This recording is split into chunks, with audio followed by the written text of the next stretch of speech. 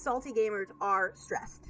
If you're just being salty for like a moment, a guy you get shot in the face and some complain about that, that's fine. But if you're a consistently salty gamer, I would argue that that's a stress response.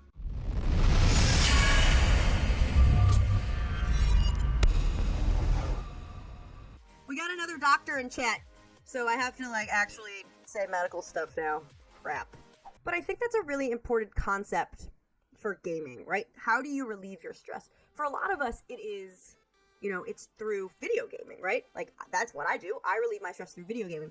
But what do you do if you're in the gaming world and the gaming world is causing you stress? Your form of stress relief becomes a source of stress.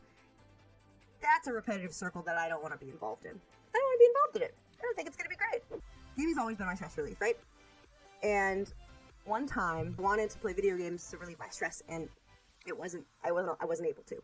And I had a panic attack. I panic attacked for the second time in my life. And I have like pretty good protective neurotransmitters. People don't believe that mental health is real physical health, but they don't know what they're doing. You have all these neurotransmitters in your brain, which are your happy juice. You have things like serotonin. You have things like dopamine, which everyone knows serotonin because it makes you happy. Prozac and things like that are selective serotonin reuptake inhibitors. Those are medications that increase the level of serotonin in your brain to, basically just make you happier. And then you have dopamine. Dopamine is a big neurotransmitter involved in reward. So if you do something and you get rewarded, you get a big surge of dopamine. And it's also one of the neurotransmitters involved in addiction. So you do something, you get rewarded, you want that fix of dopamine, right? You want that dopamine. But there's also things called endorphins. And endorphins are what's released when you exercise. So those things just kind of boost blood flow to your brain. And they also have like an opioid effect, right? Like a sedating, pleasureful opioid effect. So then you have your negative hormones associated with stress. And one of them is cortisol. So cortisol is one of your major stress hormones.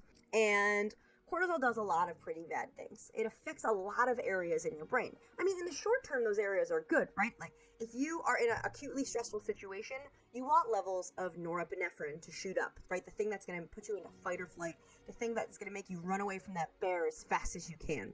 That's good. But you don't want that all the time, because long-standing cortisol, long-standing norepinephrine, things like that, it can cause a lot of things. One of them is diabetes, right? You don't want diabetes. You just don't. High levels of cortisol can also cause central obesity, so you can get fat right on your stomach, right over your belly, your abdomen. That's not good. You can also get like a buffalo hump, which is a fat pad right in the base of your neck, basically, which is no bueno. High levels of cortisol are not good. They have bad physiologic effects. So, stress relief becomes very important. But how do we lower our stress levels? Does anyone know the answer to that question? Because I certainly don't. I mean, when we sit back and we look at stuff, it's like so easy to lower your stress levels. But in the moment, it's not. It's not easy at all. So first of all, like physical touch between like an animal or another human has been shown to relieve stress. So this is one of the most wild experiments I have ever seen done. So they took these little baby monkeys. And if you don't like to hear about monkeys being experimented on, mute me now. But they took these baby monkeys and they deprived them of all contact.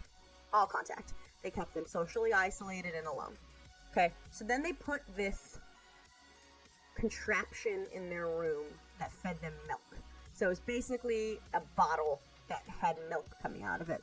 And so the baby monkey obviously went to the milk. One of the contraptions gave milk and didn't have fur, and the other one didn't give milk and just had fur, right?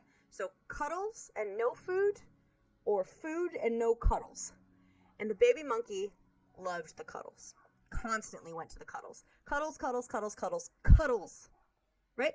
And food, the desire to eat, is one of the most basic instincts we have.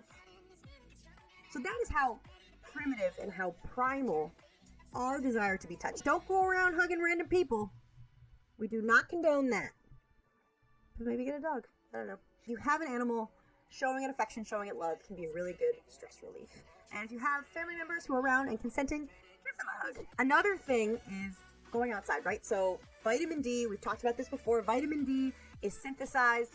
The sun goes from outer space, right, past Captain Marvel, hits your skin, hits a precursor of cholesterol, turns into vitamin D. I mean, it's not going to help you relieve stress, but low levels of vitamin D can have you be more fatigued. So go outside. While you're out there, go for a run. Exercise stimulates the release of endorphins, and endorphins make you happy, and happy people don't kill their husbands. Mindfulness. If you hear certain aspects of the way I live my life, you might think I'm a big hippie, but I'm not that big of a hippie. But mindfulness and meditation is also very helpful. Personally, I cannot do it. I can't meditate. I can't. I cannot sit still and not think about anything or not do anything. I can't do it. So I like to practice yoga, because yoga is like meditation, but mindfulness and meditation can be a very helpful thing. If that's something that you're into, there's lots of really good apps you can download too that people always try to get me to download, but I can't do it. The things I'm saying aren't brand new information to anyone, right? They're not. But if you're in a toxic environment that is increasing your stress levels, you got to think about that. And it might be hard, because I talk to a lot of gamers who have finally made it into an organization, right?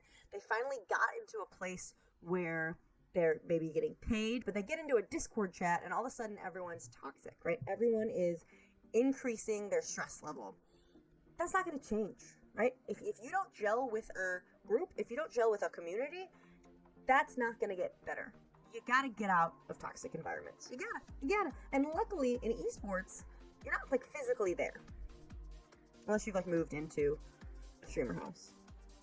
In that case, good luck, good luck. Preventing stress is a big thing, and preventing I feel like in gaming, we don't talk about this enough. I mean, I talk about it every week, but we don't talk about it enough. Because your buddies are online, and when you're online and you're staring at your computer screen and it's stressful, you say things that maybe you don't mean, or, I mean, maybe you do mean, but you don't know how they hurt other people. Right? Like, we've all said bad things when we've been playing games. Someone, like, glitches through your wall in Fortnite for no reason, even though you're playing on, like, 2 ping.